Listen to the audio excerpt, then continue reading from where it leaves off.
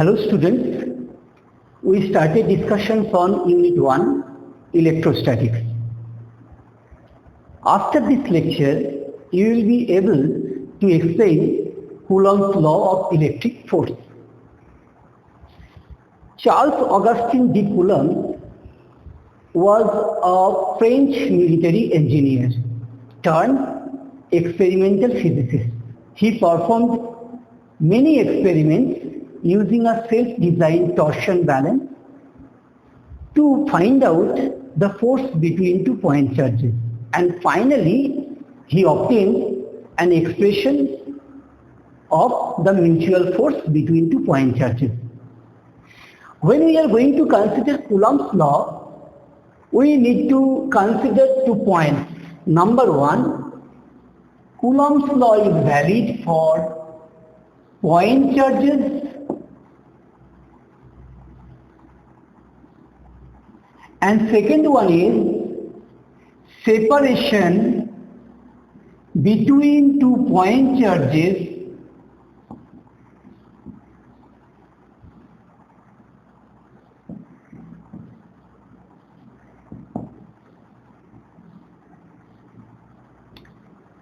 should be greater than the nuclear distance, which is of the order of 10 to the power minus 15 meters.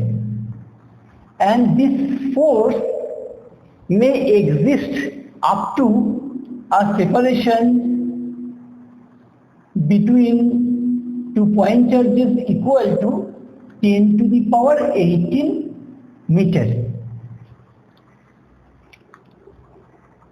So let us now concentrate into the first point. In practice, point charges do not exist. So we have charged bodies. But when we have charged bodies,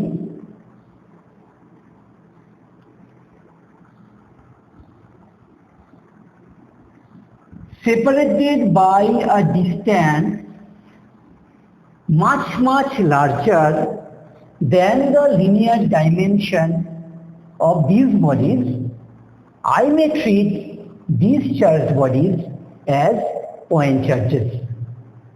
So you have point charges when we consider the distance between 2 point charges much greater than the linear dimension of the charged body. Let us now consider that one of these 2 point charges is represented by Q1 and the other to be represented by Q2. If both charges are positive or both charges are negative, that means if they are like charges, they will repel each other. But if these 2 charges are of opposite sign, that means unlike charges, they will attract each other. Now, according to this Coulomb's law, mutual force between these 2 point charges is proportional to the product of the magnitude of these 2 charges. And if I consider the separation between these 2 point charges to be r, then this force is inversely proportional to the square of the distance. And this force acts along the straight line joining these 2 point charges. So we can write F is equal to some constant k into Q1, Q2 by r square. This value of k depends on the medium in which these 2 point charges are placed. If I consider free space or if I consider air medium, then the value of k is taken as 1 by 4 pi epsilon 0 So this expression of F in vacuum or free space can be written as F is equal to 1 by 4 pi epsilon 0 Q1 Q2 by R square. The value of this 1 by 4 pi epsilon 0 is 9 into 10 to the power 9. You can easily find out its unit, because from this you can see that 1 by 4 pi epsilon 0 is nothing but F R square by Q1 Q2. So its unit is expected to be Newton meter square per coulomb square, or coulomb to the power minus 2. Again you have epsilon 0. This epsilon 0 is known as permittivity of free space, or approximately it is also the permittivity of air medium. And if I check its value, it is actually 8.854 into 10 to the power minus 12. So if I look into the unit of this epsilon 0, you can simply say from this relation, it will be coulomb square per Newton per meter square. Okay, so this is your Coulomb's law. So this is actually the expression of the mutual force between two point charges Q1 and Q2 separated by a distance r in free space. Okay. Now I can easily find out the dimension of this 1 by 4 pi epsilon 0 or k and epsilon 0 as well. So let us see. Now I am going to consider dimension of k and epsilon 0. It is very simple. You have already obtained F is equal to K into Q1 Q2 by R square, that is equal to 1 by 4 pi epsilon 0 Q1 Q2 by R square. So from this you can easily say that K is equal to, or 1 by 4 pi epsilon 0 is equal to F R square by Q1 Q2. So we have written its unit, no? We have already written its unit as Newton meter square per coulomb square. Now if you check its dimension, Newton means kg meter per second square. Newton means mass into acceleration. So it is kg meter per second square. So kg means m, meter means L, t to the power minus 2. R square, that is L square. Coulomb means ampere into second. So ampere into time. You have two terms, so ampere square time square. So if you rewrite this expression, what I can get? I can easily write it as m L cube t to the power minus 4 a to the power minus 2. So you can see the dimension of k, or 1 by 4 pi epsilon 0 is equal to m L cube t to the power minus 4 a to the power minus 2. So from this you can easily understand that epsilon 0 is related with this k by the formula like this, 1 by 4 pi k. 1 by 4 pi is dimensionless quantity, so just you can take inverse of this. So in that case, its dimension will appear as m to the power minus 1, l to the power minus 3, t to the power 4 ampere square. I believe this is clear. Now, Coulomb's law also helps you to define 1 coulomb. So let us see how. Now we are considering definition of 1 coulomb.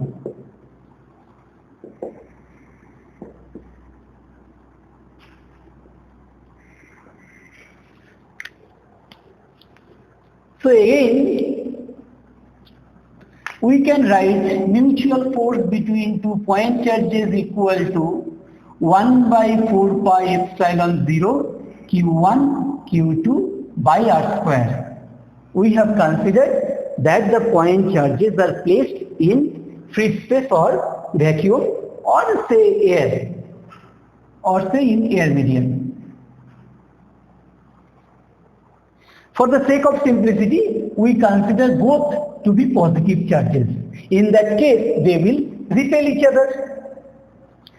Now I may write, say if you consider if Q1 is equal to Q2 is equal to 1 coulomb, if the separation between 2 point charges R is equal to 1 meter, then from this I can very easily write F is equal to 1 by 4 pi epsilon 0 Newton. I have already considered the value of 1 by 4 pi epsilon 0. That is 9 into 10 to the power 9 Newton. So can I say that when you have two positive charges as 1 coulomb separated by 1 meter distance, then they will repel each other with a force of 10 to the power 9 Newton. So 1 coulomb can be defined as that charge which, when placed at a distance of 1 meter from an equal and similar charge in vacuum or air, repels it with a force of 9 into 10 to the power 9 Newton. Okay. Now 1 coulomb charge is enormous charge. So in practice we usually use microcoulomb. We usually use nanocoulomb. 1 microcoulomb is equal to 10 to the power minus 6 coulomb. 1 nanocoulomb is equal to 10 to the power minus 9 coulomb. So keep in mind. Now we will consider another term. Which is known as relative permittivity or dielectric constant. Okay.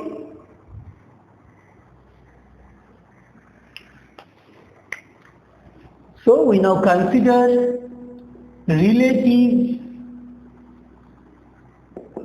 permittivity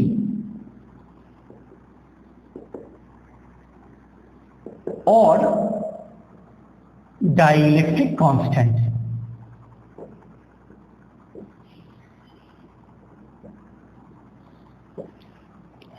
It is usually denoted by epsilon r or kappa, looks like K.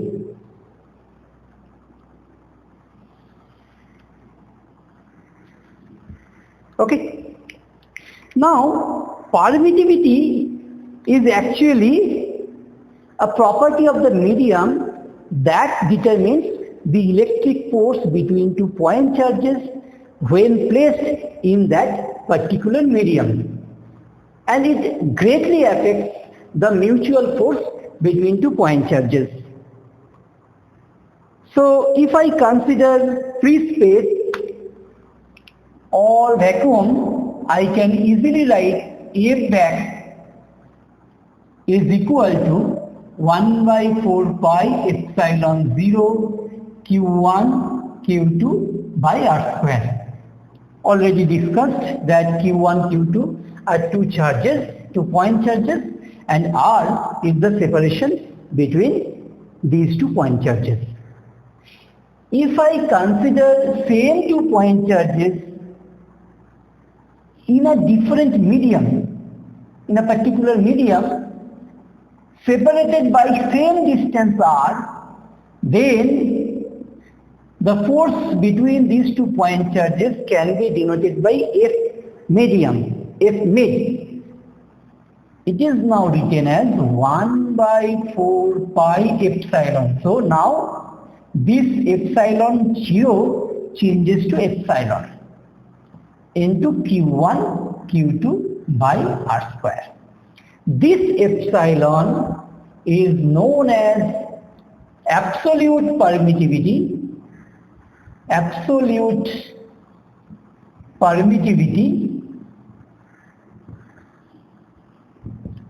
or simply permittivity.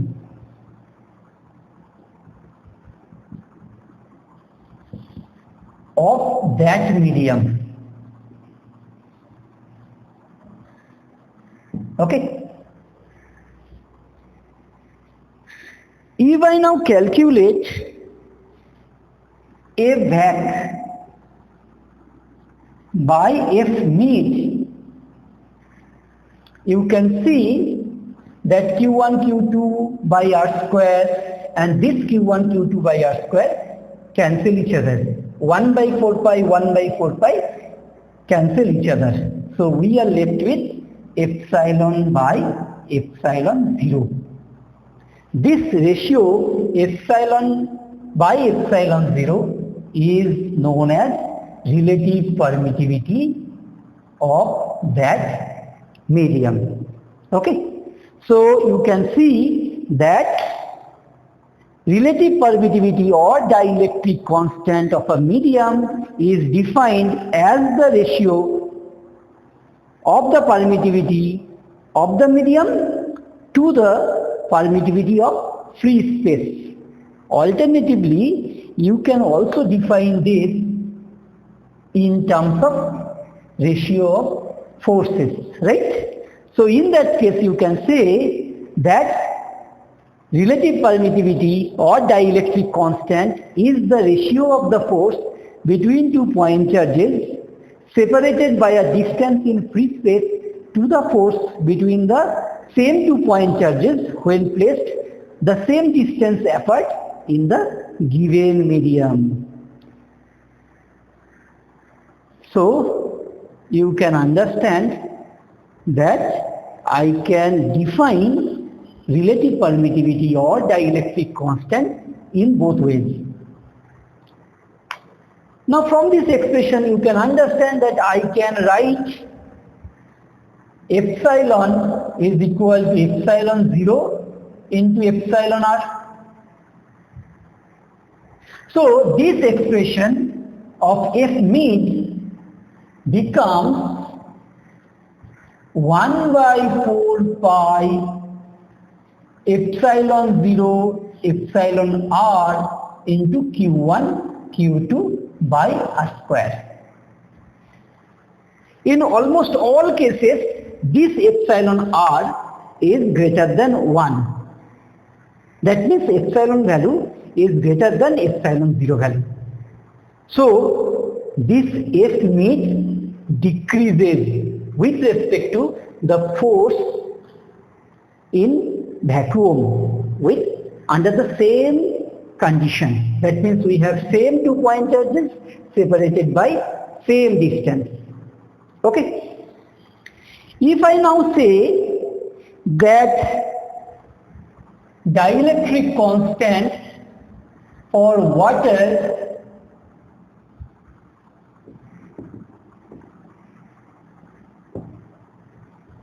is 80, it means that epsilon is equal to 80 times epsilon 0. Alternatively, if we look into this formula, you can say that F mid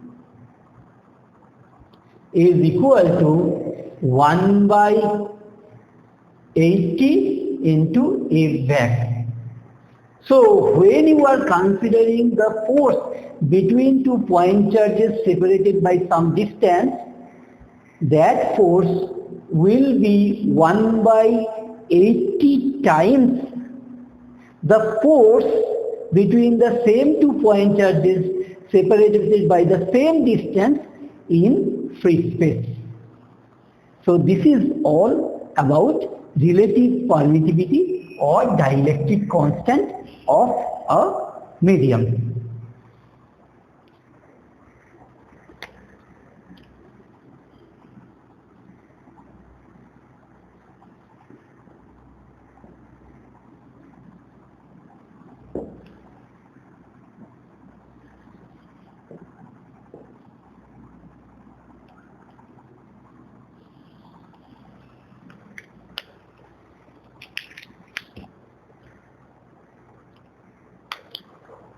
So what we consider is, we have 2 point charges, one is Q1 and the other is Q2. Okay, we have some arbitrarily chosen origin, say at this point.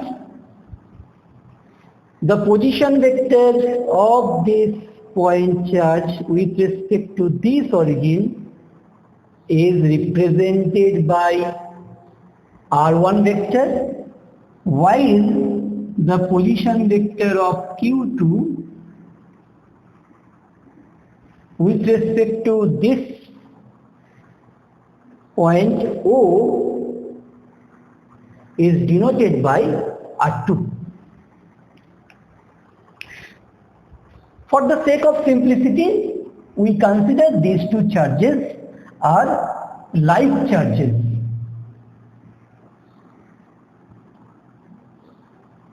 That means either both are positive or both negative. So once we consider like charges, they will repel each other. Now I can easily calculate the separation between these two charges, or I may consider the vector directed from Q1 to Q2 very easily. You can see that this vector plus this vector is equal to this vector. So I may say this vector is R2 minus R1. So I am considering R2 minus R1 as a new vector R2, 1.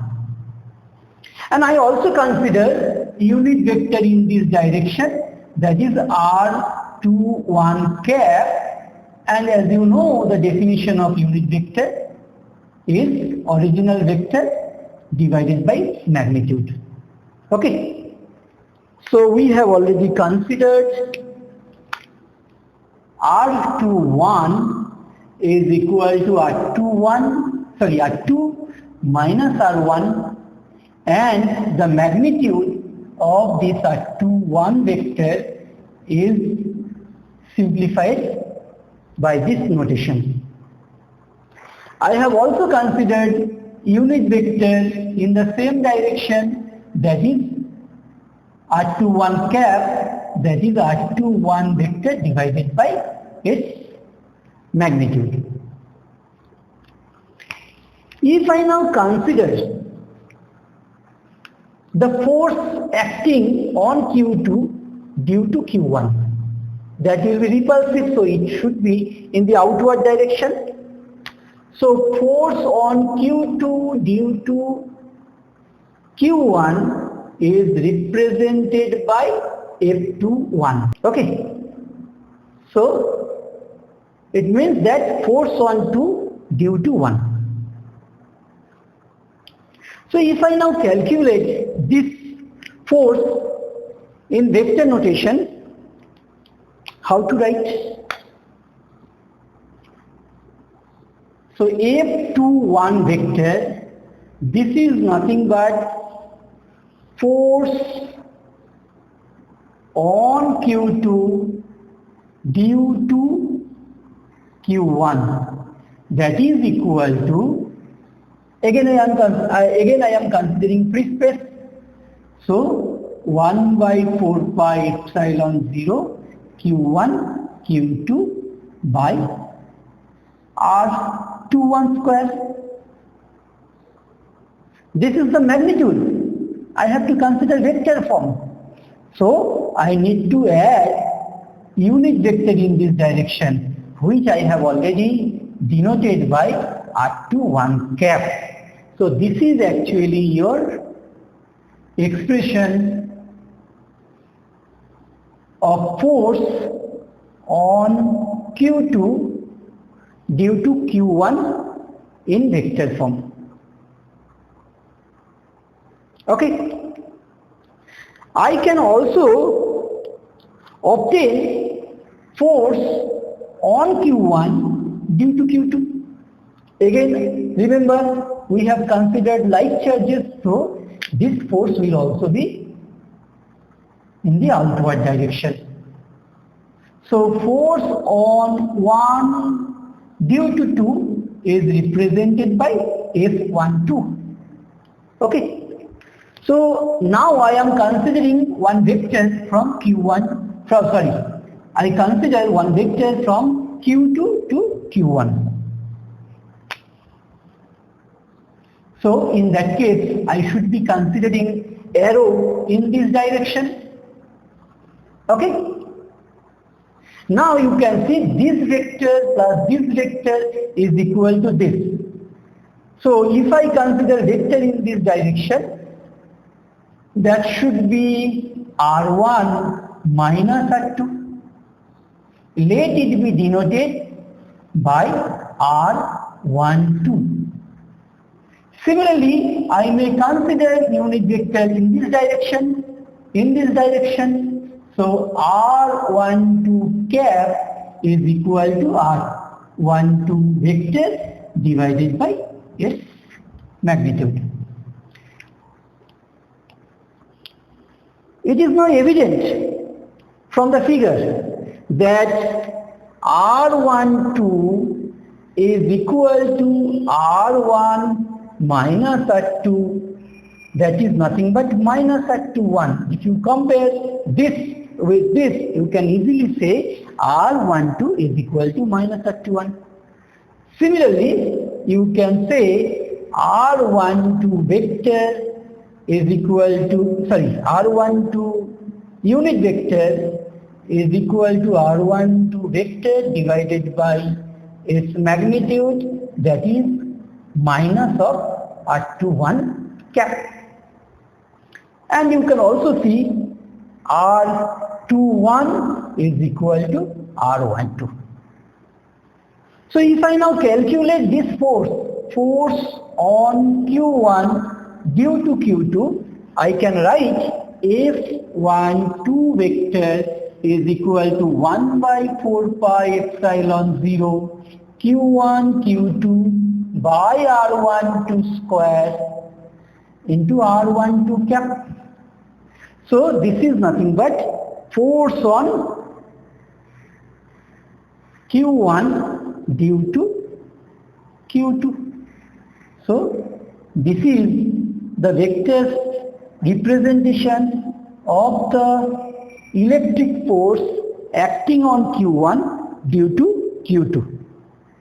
If you now compare these two expressions, you can see R21 is equal to R12 and R12 cap is equal to minus R21 cap.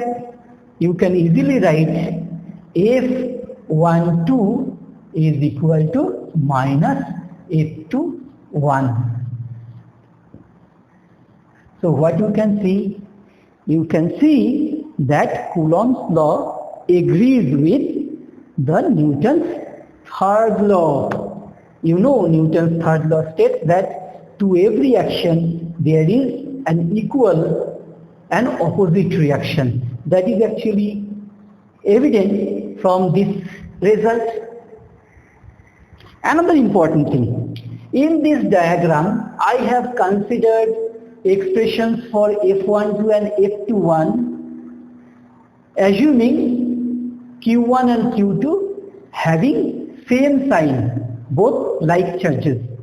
If they are unlike charges, that means if they are of opposite sign, I am considering Q1, I am considering Q2, and this is the separation between them as before. R12 is equal to R21. If these two are of opposite sign, that means one of them is positive and the other is negative, then you can easily see that force on Q1 due to Q2 will be in this direction, and force on Q2 due to Q1 will be acting in this direction, because these two forces are now forces of attraction. But still you can see these two are equal and opposite, and this particular condition still holds good. That means irrespective of the sign of the charges, electric force follows Newton's third law. I believe that you have understood this particular concept.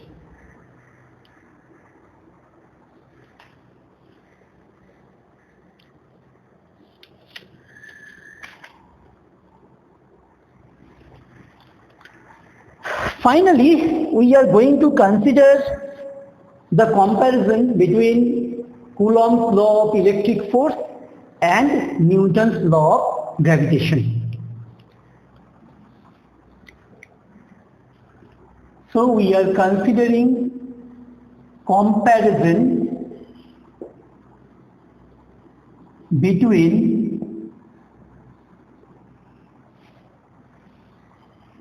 Coulomb's law and Newton's law of gravitation.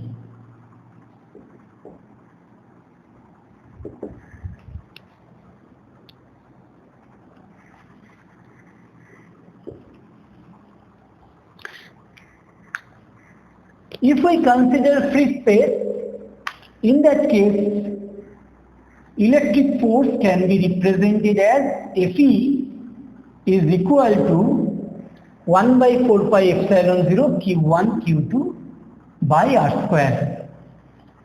Okay. And if we consider gravitational force between two point masses, then this can be written as G into M1 M2 by R square. Now these two forces are having some similarities. So let me first consider similarities. Okay. Number one, you can see that both obey inverse square law.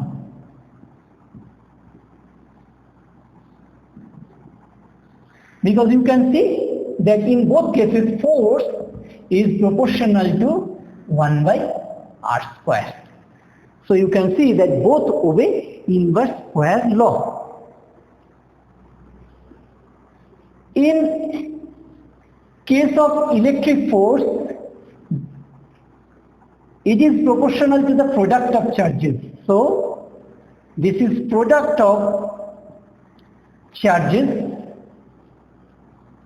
When we consider gravitational force, then this is proportional to product of masses.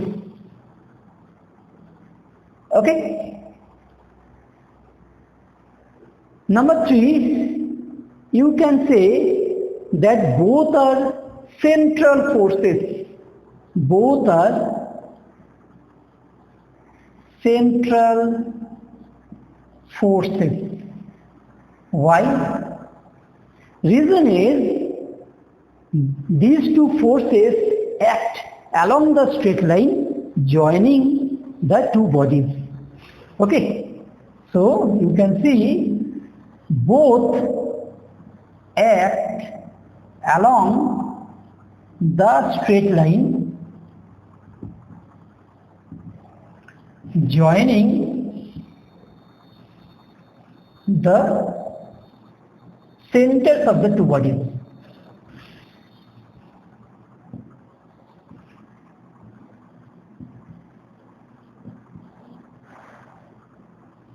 Okay. Number 4,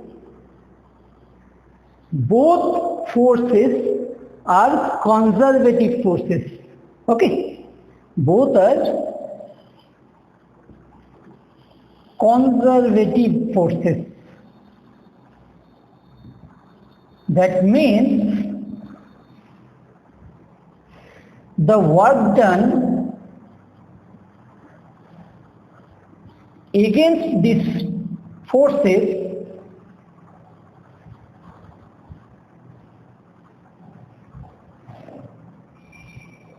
do not depend on the path along which the body moves. Okay. Finally, you can see that both forces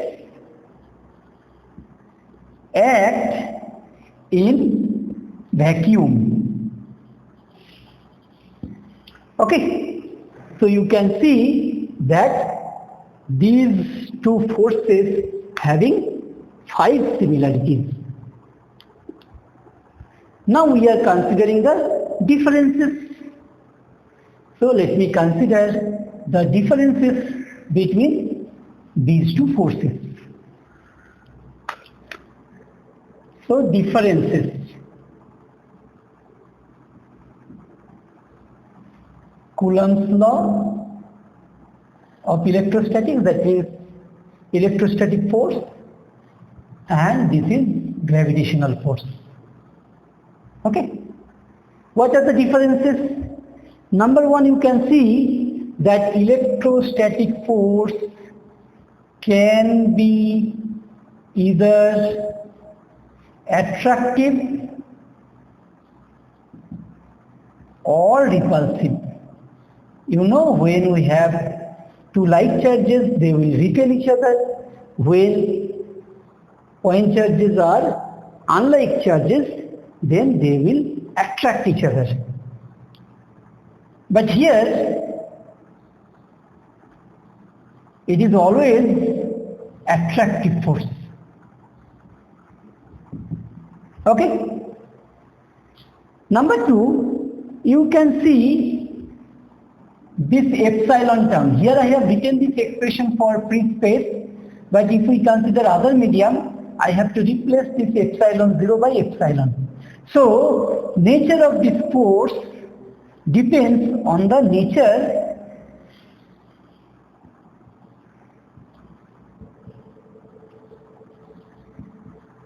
of the medium in which the point charges are placed. But here you can see that this capital G is independent of the intervening medium. So you can understand this G is universal gravitational constant, does not depend on the medium. So you can see that this force does not depend on the intervening medium. And finally, you can see that I am not going to calculate, but just you remember that this force is very strong. So this is a stronger force. But gravitational force is a weaker force. Okay. So we have considered the similarities and differences between Coulomb's law and Newton's law of gravitation. So you can just try to remember what we have covered today. First, we have considered Coulomb's law of electrostatics. Then we have considered definition of Coulomb, 1 Coulomb. We have considered relative permittivity or dielectric constant. Then we have considered vector notation or vector representation of electric force, and finally we have considered comparison between Coulomb's law and Newton's law of gravitation. Thank you.